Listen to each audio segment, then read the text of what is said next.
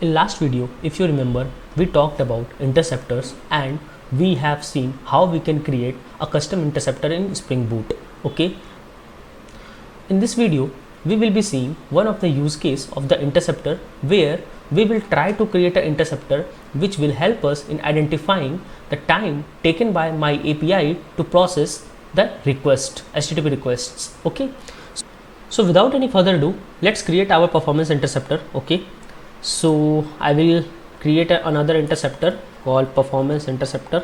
So I will create one class, okay, which will implements a handler interceptor, and just for the sake of time I will copy paste rest of the methods which is defined in handler interceptor, and I will just paste it over here.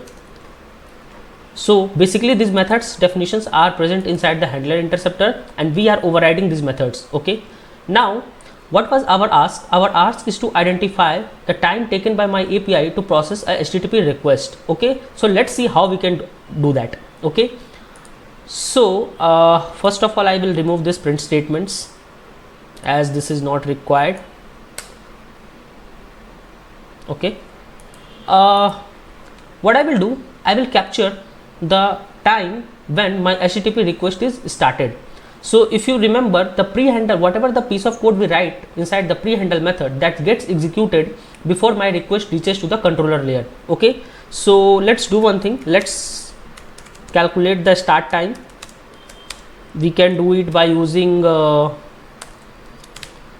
system.current_time milliseconds. Okay, so now we have the start time. Okay, similarly what I will do, I will calculate the end time before my response is returned to the client, which means that whatever the piece of code we write, if you remember, whatever the piece of code we write inside the post handle method, that gets executed before the response returned to the client and after the request processing is completed by the controller. Okay, so let's calculate the end time now, which is system.current_time milliseconds.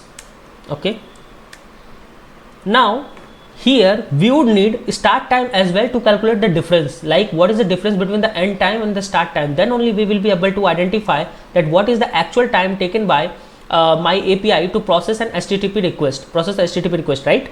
So let's do what, we would need start time here as well. So for that, what we can do, we can save the start time in the request. How we can do that? Let's see. So there is a object called request. What we have there, we can set a attribute called start time. Okay, and then I will pass start time over here. Now, so before request reaching to the controller, I am modifying the request and I am setting an attribute in the request which is start time. So once request processing is completed and before the response is returned to the client, we will be able to access this start time as well from the request. Okay, so let's get the start time from the request. So what we can do, we can do request dot get attribute and then start time, right? And we need to parse it too long, I think. So it should be resolved. Yeah, it's resolved now. So we have the start time and we have the end time. Now we can add a print statement, system.out.println, and time taken by which endpoint. So we can get the endpoint with the help of request.get request URI to process an HTTP request, to process HTTP request, or just say request, to process a request is, and I will do what, I will calculate the difference between the end time and start time. Okay, which will be in milliseconds. Okay, so our interceptor is ready now. One small thing is pending. What we need to do, we need to annotate our performance interceptor with @component, because we want to auto-wire this interceptor in our conflict class, where we will be adding this interceptor in the registry, interceptor registry, right? So let's do one thing. let's go to our interceptor config class which we created in the previous video, and we have added the logging interceptor in the interceptor registry. But now here we will be adding performance interceptor in the interceptor registry, not this one. So instead of auto wiring logging interceptor, what we will do, I will be auto wiring performance interceptor. Okay, performance interceptor, and here I will be providing the object of performance interceptor, and rest everything will remain same. Let's do one thing. Let me re-execute this application.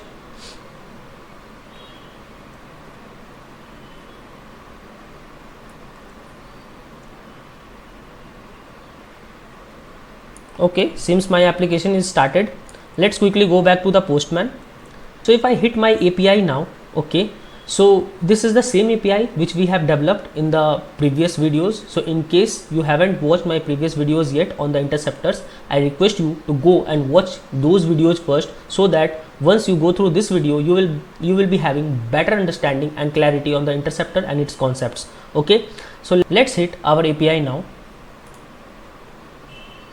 If you see, I got response from my API in 9 milliseconds, right? So this is the response time for my API. Now let's see how much time my API has taken for processing the request. So let's go back to the console. Here if you see, I am printing this particular statement got printed in the console, that time taken by user endpoint to process a request is 5 milliseconds. Okay, so this is the same statement which is getting printed before the response is returned to the client, and from here we can clearly see that the request processing only took 5 milliseconds. Okay, now you will say that why there is a difference between the request processing time and the response time. So I can see here there is a difference of 4 milliseconds, right? But what happens behind the scene, post processing your request, actually there are some other codes also which Spring executes before returning the response to the client. So that's why we can see the additional 4 seconds over here in the total response time for the API. How we can see this? What we can do, we can put a debugger at line number 24, and let's hit our API now. Okay, so by this point of time my request processing is already completed. However, if I execute the debugger, you can see there are so many other code which is getting executed, like handler execution chain class code is getting executed, dispatcher servlet do dispatch method is getting executed. So there are a lot of other code which is getting executed, because of which we can see the additional time being added in the total response time for the API. Okay, so let's finish it.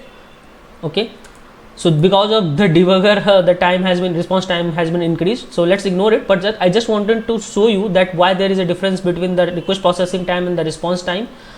So this way we can calculate the request processing time for our APIs. Okay, if you like this video, you can share it with your friends. Okay, and do subscribe us. So that's all for today. See you in the next video. Stay tuned. Thank you so much.